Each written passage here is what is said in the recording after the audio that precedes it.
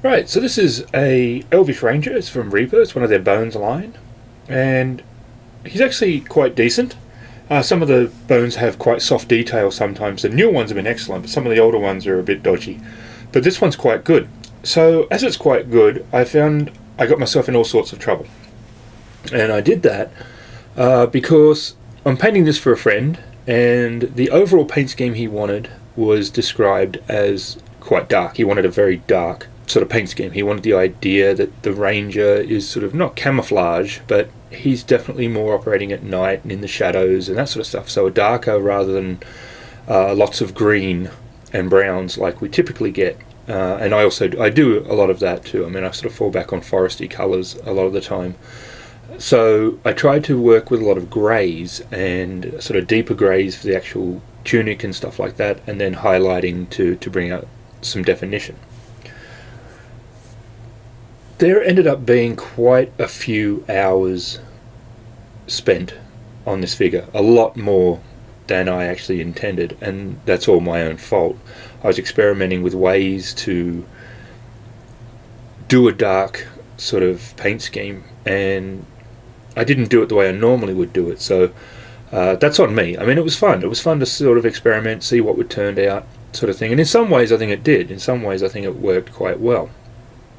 I'm happy with the highlighting, and the green I used and the green isn't the full cloak. I just didn't. The cloak is 2-layered, so the top layer I did the green, but I did this with an Winsor Newton oils, and it took about 2 weeks to dry. Which that's one thing. If you're going to use oils, I went with oils for a very specific reason, and I think that sometimes people say, oh, you should use oils and stuff like that, but you really got to know why you're going to use them, because you don't necessarily get a better finish or a better look just because you used oils.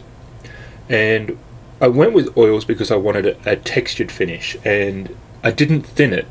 So to get rid of brush strokes and stuff like that, you add a tiny bit of thinner sometimes to your oils, but not a lot. You don't want to make them, because you don't want an oil paint is going to be different. It's a completely different texture from its very get-go to any of the regular paints the acrylic paints like P3 or Reaper and stuff like that. So if you're going to go oils, you're going to go for a specific reason, and they're great for weathering. If you're going to thin them for that, that's great. You can do a lot of really amazing things with oils for weathering. But I wanted some texture in this top sort of coat, so I had to work really slowly to try to not get brush strokes, but to sort of leave some texture from sort of the painting technique as I was doing it. So that part I'm really happy with, but the oils will always take a long time to dry. That's the nature of. You cannot do what most of us have done at some point when we've used oils, which is it dry, and you touch it and oh no, it's not dry yet, and then you put your fingerprint in it, and it's good fun when we do that. So that part I had to paint and just let sit. The rest then, some greys, light greys. I had to break it up. You couldn't just have all sort of dark colours. I had to break it up somewhere, and that's why I did the green. If it was just black everywhere, even with highlighting, he'd be very dark. Even Batman isn't completely black.